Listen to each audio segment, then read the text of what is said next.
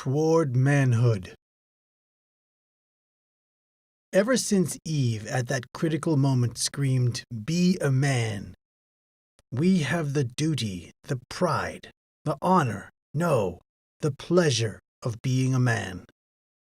But alas, many males have become ashamed of the passions that are natural and reasonable, and have become proud of those that are shameful and silly. Your grandparents and ancestors called him the dupe. Others called him the sap. We know him only as nice guy. The plague of feminism. Feminism has castrated the male mind. Masculinity, noble, wise, triumphant, essential to civilization, is damned as decadence. The key to success in dating and with women in general is not finding out how a woman's mind works.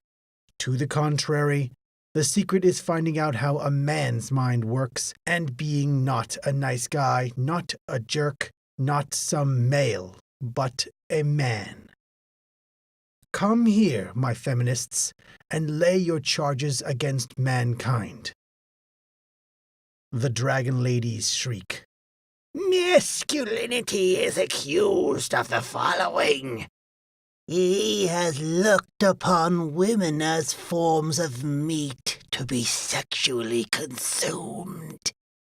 He has created a patriarchy to tower socially above women. He has used his brute force to treat women entirely as property to be traded, bargained, and seen as a trophy. He has kept women from earning as much money as he. He has forced women to wear different clothes, to wear makeup, to decorate ourselves, all for his pleasure. He has done the above for centuries and will continue to do so forever, unless we stop mankind now. But ladies, so bitter and cold, are you not aware that you persist on a path for certain unhappiness and destruction? You damn masculinity, but then wonder why real men disappeared. You catapult your first thought toward the mirage of being female without feeling the sexual tension, nature herself, but then merely toss the second thought as wondering why that nice guy, that desexualized male, is not exciting you. O pernicious women, I do hereby say and enunciate that every charge feminism has made against masculinity is what femininity is guilty of. It is women who desire to be coveted by the masculine eye. Women go off to clubs and other events precisely to be ogled and looked upon. These women return home sexually satisfied. For many women, the conquest of the mind is enough. It is women who forced men to be the leaders, the chargers, the arrows that pierce and split the oncoming waves of nature and time, sheltering women and community. It is women who look upon man as one looks upon a plow horse. For what does true love have to do with career, financial status, protection, and ambition? Women do not merely marry the man, but the man's career, the man's fame, and the man's success. She adopts his name as she adopts his ego, his property of life. It is women who have kept men from earning what they should, sucking, leeching, and draining from man's reserves financially, physically, and egotistically. It is women who initiate the treatment of their bodies like a fresh ornament, painting their faces with reds and purples, the colors of sexual stimulation, and showing off their body through clothing to stimulate sexual thought. Unlike all the animals of our distracted globe, the human female must decorate herself. The male creatures give beauty to the world, showing off their colorful feathers, reveling in their protection and work. However, women must give men incentive to mate. Women have done this for centuries and will continue to do so, now under the premise of being a victim to man's dirty thoughts. Yet women are entirely sexual. It is women who create the sexual actions. Man is there for the ride. In every epoch of history, there arises an armada of feminist vultures to come, tear, and pick at the soul of man for the fiery gift of civilization. Every civilization's decline is when masculinity is in retreat. O masculinity, we have seen you persecuted by laws, mocked at the courts, shunned by the university, nagged into servitude, chased from education, jeered at by the powers that be, insulted by intelligentsia, laughed at by women, and betrayed by your most trusted guardians, males. For if you are forgotten now in this last era, what hope is there for the dignity of man and the youth that follows? Decadence, thy name is woman. Let us reverse the trend. What a day will it be when men proudly wear the crown of masculinity that our flesh is heir to. Sisyphus disease. From the shocks and snaps that is the hysterical shrill known as feminism comes the manufactured guilt impregnated into males. The most awful curse ever to be inflicted on men. What horror this curse is, for before you is the bounty of heaven, paradise in your grasp. Yet every step you take plunges you into the depths of humiliating, torturing hell. The more you pursue the women desired, the more you end up driving them away. The more steps you take to end loneliness, the greater loneliness becomes. What is this curse? It is the Sisyphus. In the realm of Greek mythology, Sisyphus was condemned to roll a stone up a hill.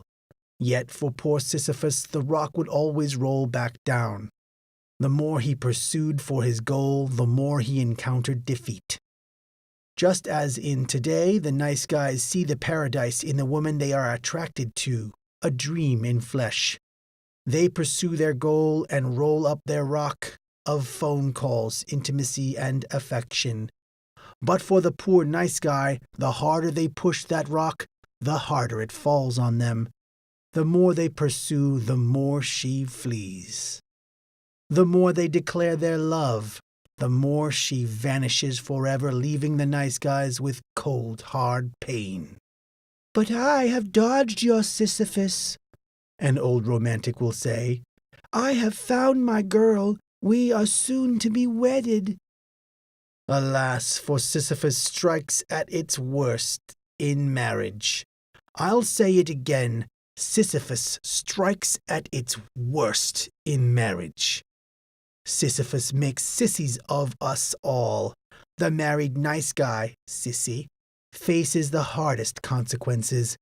By failing to be a man, you become not a father, but a substitute mother. No wonder divorces are widespread and constant.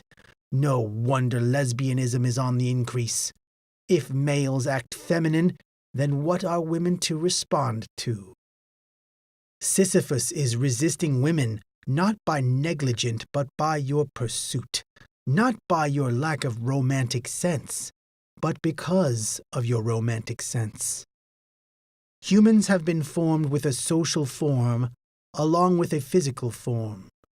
If there is a breakdown in the physical form, such as the immune system, diseases are caught, flu and fever, etc.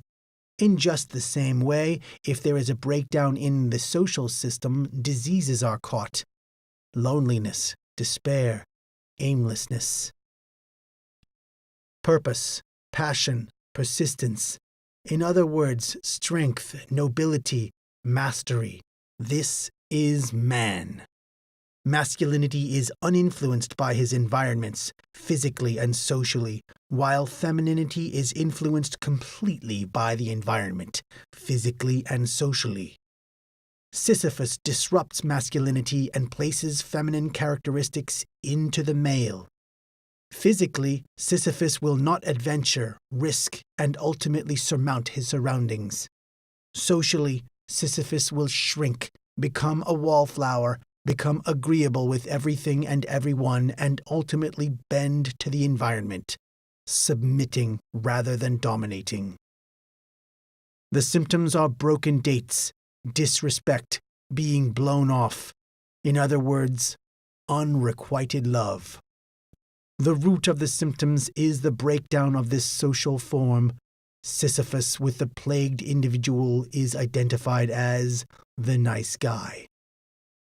A woman's fantasy is that her beauty and charm will ensnare great men. The politicians, the lawyers, the firemen, the doctors. In other words, winning the men who can have any woman.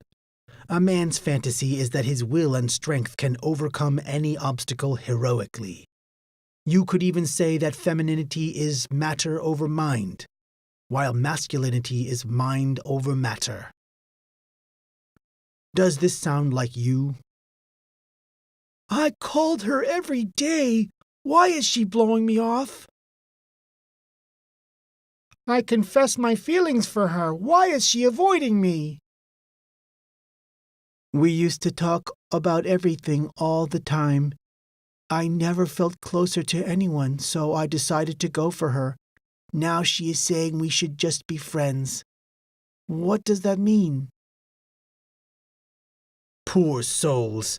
They are caught within the awful cycle known as the nice guy, known as the Sisyphus. They fall in love with a woman and end up driving her away.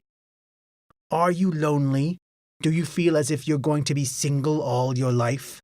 Do all the women you find attractive fly away from you while all the women you don't find attractive gravitate towards you?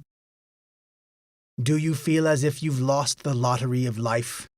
Are you jealous of other guys, especially jerks, in their ability to win the passion of women?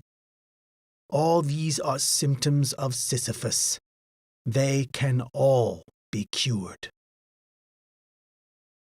Destiny of nice guy. Towards manhood. And this is acknowledged as a complete and utter blank in the mind of a nice guy. Oh, nice guys, they cannot be heroes, cannot be leaders, cannot be warriors, and therefore cannot be Don Juans. Stripped of masculinity, void of manly courage, the nice guy is a male that teeters and totters with the waves of his environment. He is not a captain. He has no sail. Listen, we can hear him. The fish will come to the ship instead of the ship to the fish. How sure he thinks he is. How clear his future appears. But his nets are empty. Wait, there is something. By merely drifting, the nice guy's ship snagged some haggardly rot. Does this strike awareness in the nice guy to make course? No, for the nice guy declares, the stars are aligned that the particular fish, the one, shall meet my merry nets. But alas, the fish see him waving his nets around, fleeing faster than ever. His nets are still empty. Wait, the nets are not completely empty.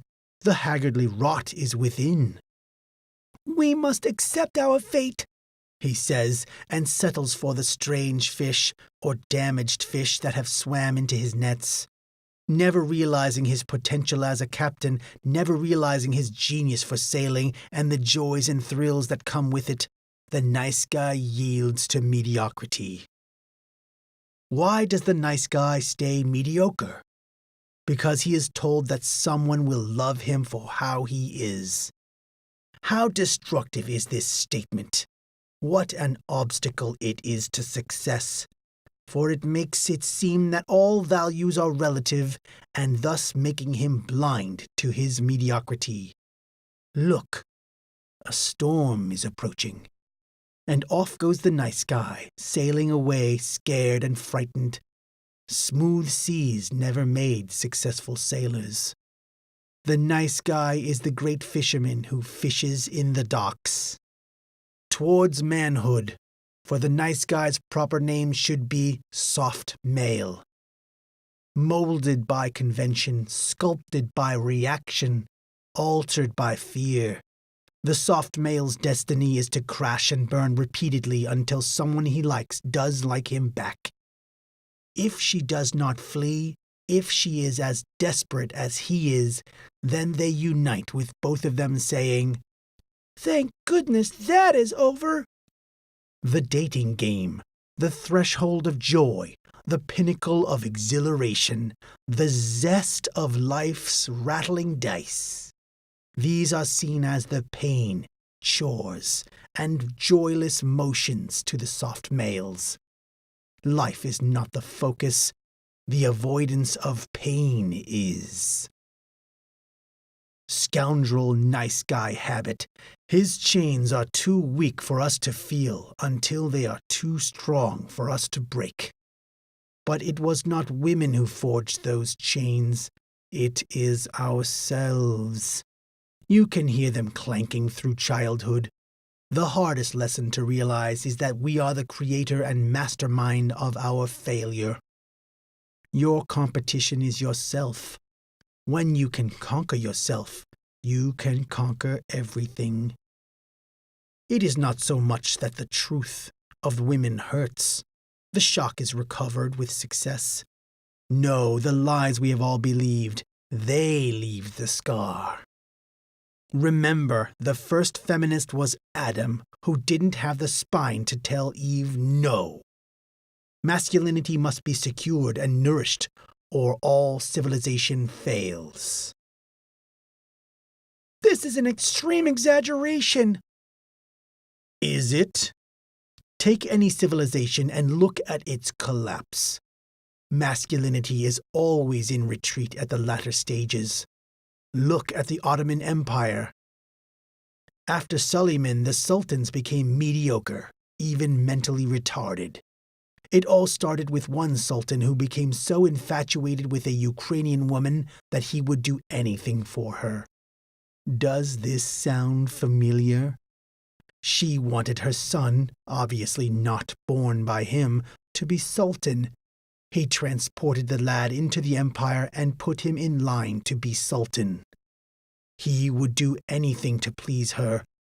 Does this sound like something you may have done?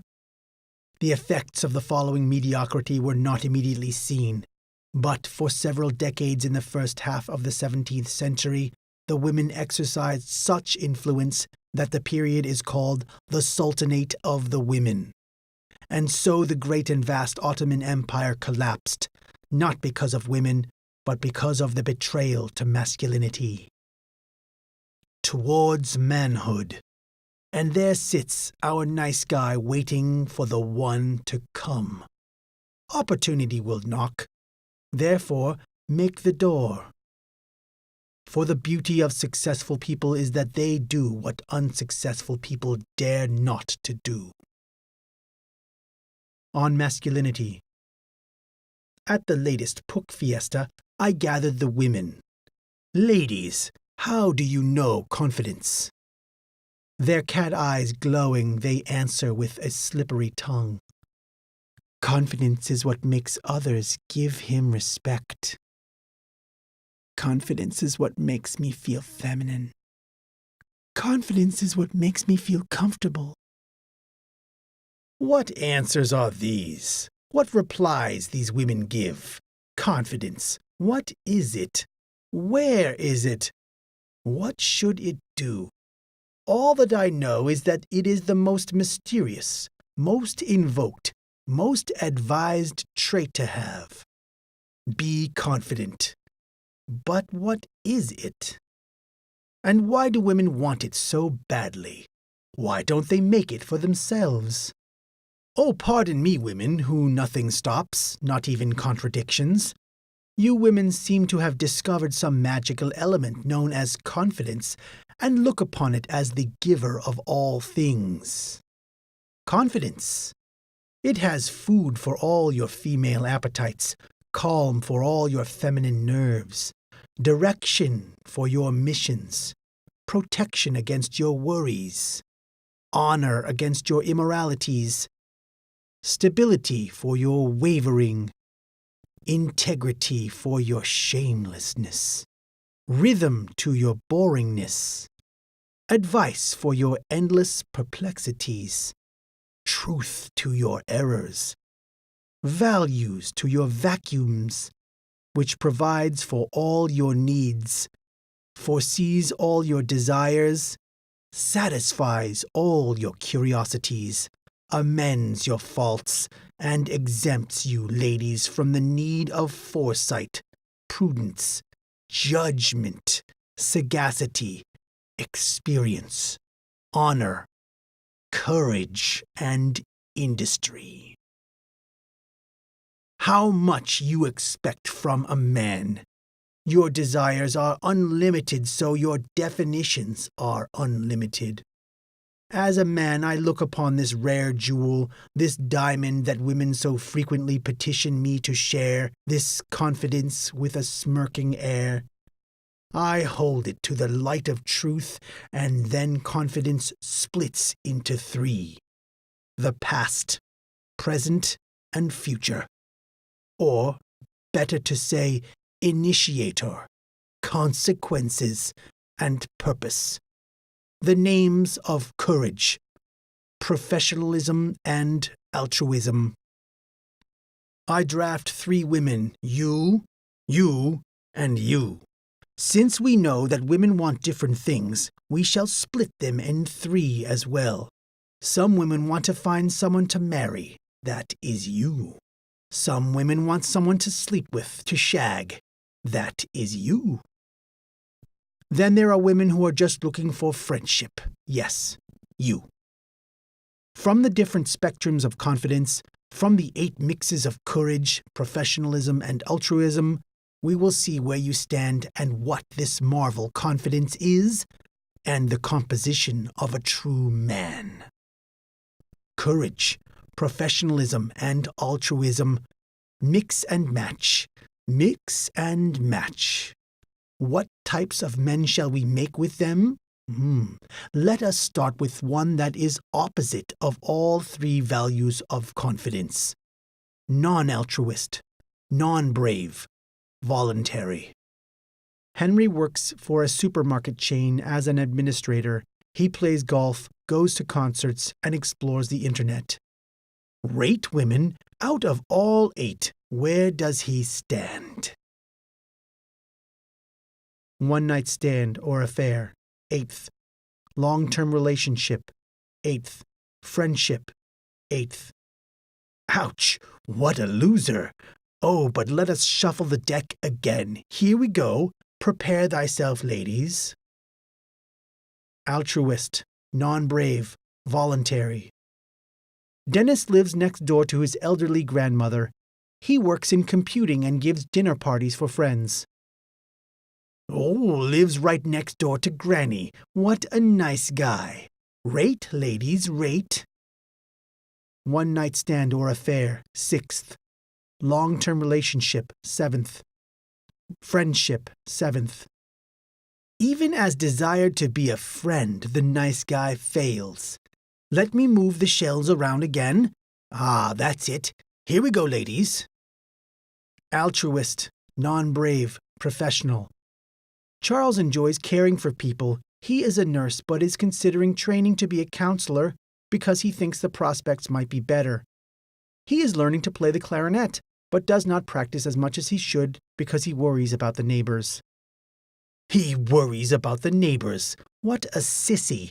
But he is an altruistic and professional sissy. It is Judgment Day for Charles. Rate him, my ladies. One-night stand or affair, 7th. Long-term relationship, 6th. Friendship, 5th. Ah, as you can see, feminine males do not get laid.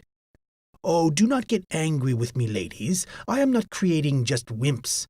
We are going through the spectrum of all the guys out there. Brace thyselves, girls. Non-altruist, brave, voluntary. Frank likes to be outdoors. He is attracted by danger and spends weekends and holidays rock climbing. He is not a professional. He is not caring. He is a male bimbo. But he is brave. Women, what say you? One-night stand or affair, 3rd. Long-term relationship, 5th. Friendship, 5th. Notice how the one-night stand potential really spiked. Ready, ladies? Here we go.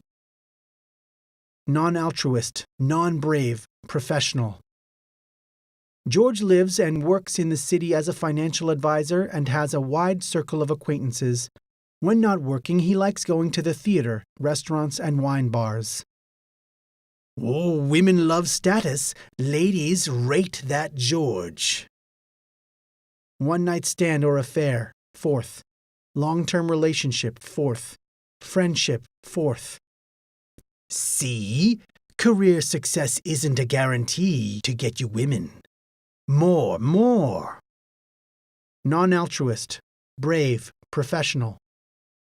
Edward is an action man and throws himself into his work. He used to be a steeplejack, but is now a deep-sea diver. When not working, he goes jet skiing and plays tennis. Ladies, he plays tennis. He jet skis. He is a deep-sea diver. Oh, rate, ladies, rate. One-night stand or affair, 2nd. Long-term relationship, 3rd. Friendship, 3rd. Hooah! The Edward man scores a 2nd with the horny chick and does quite well with the rest. This is a major blow to nice guyism. Women prefer a brave and professional man before your altruism, before your niceness. Here we go, girls. Altruist, brave, voluntary. Bill is quiet and capable. He is always ready to lend a hand, but is unobtrusive. He works as a mechanic and is a key member of the local lifeboat crew. He is everything except in status. How fares this, my lovely ladies? One-night stand or affair, 5th. Long-term relationship, 2nd. Friendship, 2nd. Good going, Bill. His status affects his one-night stand potential, but the rest see him as a great guy. Now on to the 8th combination of the 3 elements of confidence. Altruistic, brave, professional. Alec is reliable in a crisis. He is always getting into and out of dangerous situations, usually for others. He is a fireman and has an award for bravery. His favorite pastimes include going to the cinema. Behold the rating by the women. One-night stand or affair, 1st. Long-term relationship, 1st. Friendship, 1st. Courage is the essence of masculinity. It is the initiator resulting in some form of professionalism. From then it spirals out into a general good, a type of altruism. This is not to mean that we all rush out and become firemen. This study from the University of Liverpool illustrates the particular characteristics women respond to. Thank you, ladies. Pook gives them a kiss and then some. You 3 were most helpful. The man who can be relied on in a crisis, who usually puts himself into danger helping others, is the ideal man. The ladies shout, "Oh, yes!" Quiet, women, your part is over. Notice that the professional and brave, but not caring, character of James Bond also does very well, especially for the one-night stands. Literature, legend, and popular culture are dominated by heroes, not Mr. Nice Guy. The point is that females value bravery above niceness when selecting men for marriage, affair, or platonic relationship. Remember the movie Gladiator? The film is by no means a chick flick. It has gore, it has guts, it has politics, it has death and destruction, it has fighting and slashing. There is no romance. There are no love dances going on. So why do women consistently love this movie and the character of Maximus in particular? The answer is that Maximus was a man who did everything to protect his family and society as it costs his life in the end. The tale of Maximus is mirrored by the play of Cato. In the play, Cato wins victory and then retires as farmer. This play was watched over and over again by one George Washington. At dances, women would burn their dance cards just to get one dance with General Washington. But we cannot all save the Republic. Look within your own life. Remember the movie Groundhog Day? Remember how he tries to get into a certain lady's pants through every trick he can, but fails even though he has eternity on his side? At the end, he improves himself in every aspect, and she catches him. About a decade ago, a husband and a wife were swimming off the coast of Australia. Then, alas, appears a shark. It headed for the woman. The husband put himself before her and hit the shark. He did not do brilliant commentary on the shark. He did not tell the shark of his trophies and academic winnings. He just punched the shark and did it again and again. The wife was able to slip away. The husband, alas, was lost. Whatever may be said, it is certain that he was a man. It is heroism, a love that is above life. Towards manhood. Come now, gentlemen, and gather around this pool of ashes, the remnants of all great men. Let us light the fire within, and let it be the oracle for our post. Shh! Hear that? They are giving their advice. Listen! The only dreams that are impossible are the ones that are not pursued. Dream, dream, dream. Listen. What? You say that you have a full weight of bad experiences on your shoulders? Shrug and live through imagination, not through history. Hear them. What? You are scared of risk? Imagine your emancipated spirit looking at your life. Doesn't it seem ridiculous to look at these risks as if they were real? What if you took the courage that one time? What if you stepped up to the challenge that other time? A life without risk is no life at all. Like a meteor, despite our lives being so brief, there is that trail of fire. The flash is all, for to win without risk is to win without glory. Listen. What? You are waiting for a woman, a girlfriend to come and push you to where you need to go. You need a woman to complete you. What a poor relationship that would make. The purpose is not to have it complete you, but for you to share your completeness. Towards manhood. The fault is not in the women, but in ourselves that we have failed to be men. For if you always think the way you are, you will always do the things you did. Thus change comes with how you think. If you do not control the way how you think, someone else will. By mind, action becomes winged. The mindset is the trigger. It creates an energy that dazzles and dizzies reality surrounding you. Women get drawn in, as does general success. But don't take my word for it. Every great man has realized and harnessed the power that is the mind. Listen. Speak, spirits. Speak. Locke. A sound mind in a sound body is a short but full description of a happy state in this world. Lincoln. Always bear in mind that your own resolution to success is more important than any one other thing. Dickens. Minds, like bodies, will often fall into a pimpled, ill-conditioned state from mere excess of comfort. Pasteur. Chance favors the prepared mind. Bacon. Seek ye first the good things of the mind, and the rest will either be supplied, or its loss will not be felt. Leonardo da Vinci. Patience serves as a protection against wrongs as clothes do against cold. For if you put on more clothes as the cold increases, it will have no power to hurt you. so in like manner must you grow in patience when you meet with great wrongs, and they will then be powerless to vex your mind. Onward, spirit, speak thy truth. Descartes. It is not enough to have a good mind. The main thing is to use it well. Roosevelt. Men are not prisoners of fate, but only prisoners of their own minds. Horace. In adversity, remember to keep an even mind. Leonardo da Vinci again. Iron rusts from disuse, stagnant water loses its purity, and in cold weather becomes frozen. Even so does inaction sap the vigor of the mind. Shakespeare. I, thus neglecting worldly ends, all dedicated to closeness and the bettering of my mind. Martin Luther King, Jr.